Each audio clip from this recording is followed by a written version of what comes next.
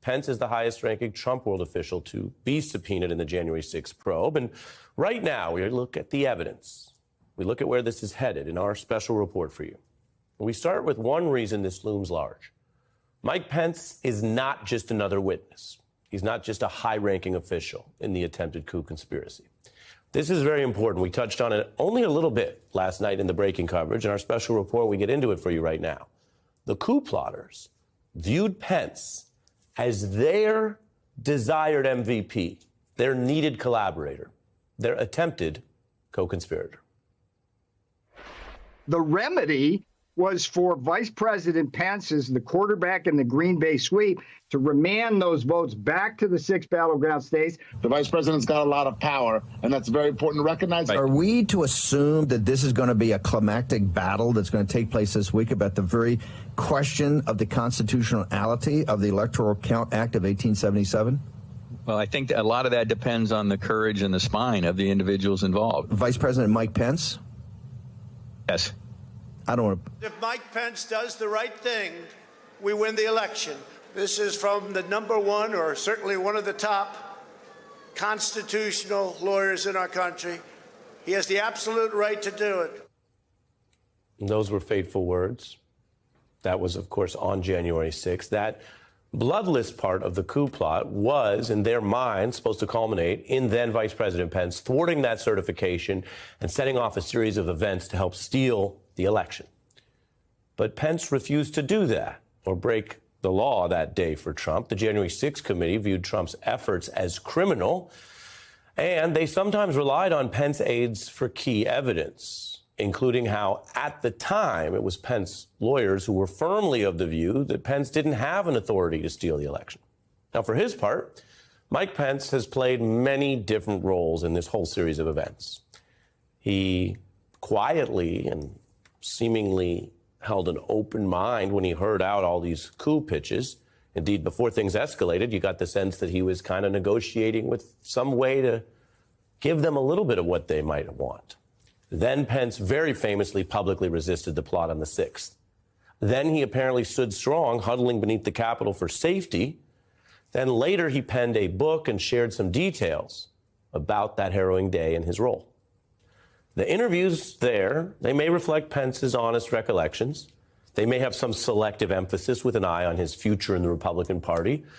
But they also do something to strengthen this process under the special counsel's new subpoena, news that just broke here in the last 24 hours, because they show Pence remembers a lot of the details. Now he can be pressed on them under oath, on any Trump criminal plotting in advance, on Trump's perhaps still secret statements that were made perhaps only to Pence, or Trump's apparent intent leading up to that day, and the meetings and contacts that both Trump and other coup plotters, like John Eastman, seen here searched by the FBI, what they might have said privately that's still unknown. We do know about a dozen lawmakers met with Trump who were backing ways to overthrow the election. At least one meeting occurred on December 21st, and an attendee recently described that huddle as friendly with Pence's involvement, telling me that Pence, in his view, was encouraging debate. It was a very friendly meeting. Vice President Pence was there. Vice President Pence, in fact, encouraged the debate. He said the debate was something that needed to happen, and he laid out his plans to entertain that. Unfortunately, violence and riots really obstructed the work that we wanted to do. The violence got in the way. That's the same line or kind of argument used by Trump aide Peter Navarro, who now awaits trial for defying one of the other probes. The argument was that these plotters, had a peaceful plan to still steal the election, to still undermine the Constitution and democracy, but that it didn't involve violence, and then the attack interfered with their bloodless coup plan. Well, the special counsel can probe that claim and look at what Pence says about what he told the people on your screen and others, of what was covered in the meetings. What will Pence say about who was pushing him to be a co-conspirator? Is there any link between what Pence faced and observed, and why, and this matters, at least 6 of the people at the meeting that we know about, seen on your screen, later, according to multiple Republican witnesses, tried to get themselves pardons? That's an unusual and a damning development. It suggests that they thought they might be charged for something at that meeting or elsewhere. And we could also learn what kind of frame of mind they had compared to Pence's stance on January 6th, when the footage showed him literally having to go on the move to avoid the Trump fans who were nearby chanting about trying to kill him, to hang him, to assassinate him. There were agents on his detail there who we later know only because of the investigation were making goodbye calls to their family because they feared the worst, because they thought they were in situations where they wouldn't have a clear exit and they would have a lethal exchange. And I can tell you from my time being around Secret Service agents and my experience observing them, they're not really the melodramatic types. They don't really place a lot of goodbye, I might die today calls, but they did that day. The Justice Department, with this new subpoena, can also ask Mr. Pence why he told his own agent, I'm not getting in the car, I trust you, but you're not driving the car. If I get in that vehicle, you guys are taking off. I'm not getting in the car. Wow. Under oath, Pence would have to answer pointed questions about what he meant by that and what led him to that view. Those are the agents that are supposed to risk their lives for you. And he clearly said he trusted some, but not all. So was that just out of his mind made up? It'd be hard to claim that under oath.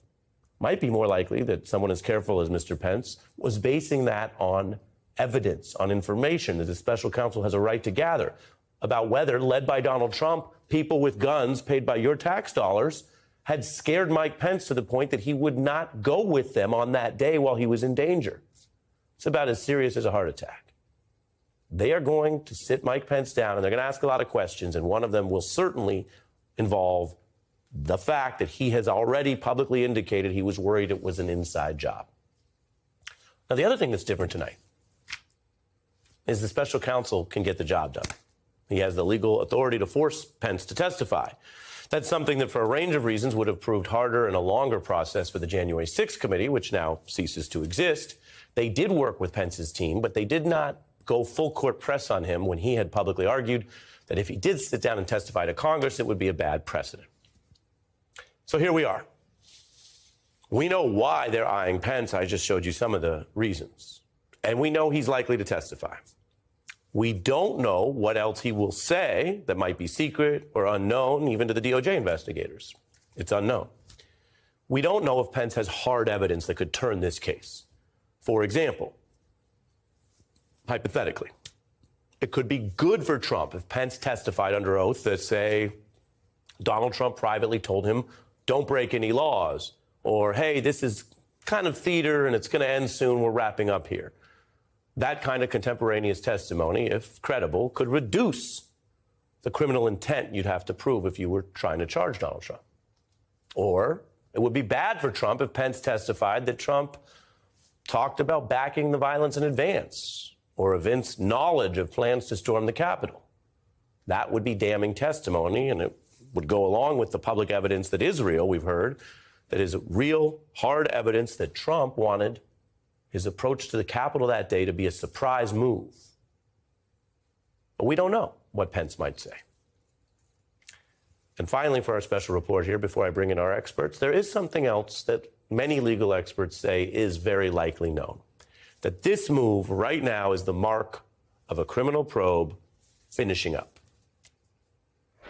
Pence has really critical information. This is pretty much the last step before you approach Trump. Jack Smith wants Pence in an interview room to get more deeply into what the president said to him. First and foremost, the one-on-one conversations on the phone and one in the wing of the Oval Office. There is absolutely no way the special counsel can decide whether to indict or not to indict Donald Trump until he first puts Vice President Pence under oath. And that's what he's doing. So the timeline's clear. You move your way up. Pence is the second highest ranking person here, of course, just right under the actual former president. Pence's aides and other Trump officials have already testified before this related grand jury.